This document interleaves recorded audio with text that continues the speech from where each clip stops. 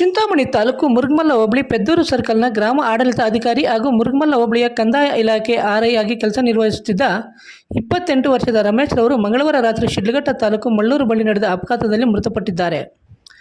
ಮೃತರ ನಿಧನಕ್ಕೆ ಚಿಂತಾಮಣಿ ತಹಸೀಲ್ದಾರ್ ಸುದರ್ಶನ್ ಯಾದವ್ ಸೇರಿದಂತೆ ಕಂದಾಯ ಇಲಾಖೆ ಅಧಿಕಾರಿಗಳು ಸಂತಾಪ ಸೂಚಿಸಿದ್ದಾರೆ. ಸಿದ್ಧ ಹರ್ಬಲ್ ಕೇರ್, ಬೆಂಗಳೂರು ರಸ್ತೆ ರಾಘವೇಂದ್ರ ಸ್ವಾಮಿ ದೇವಾಲಯದ ಹಿಂಭಾಗ 2ನೇ ಕ್ರಾಸ್, ಚಿಂತಾಮಣಿ.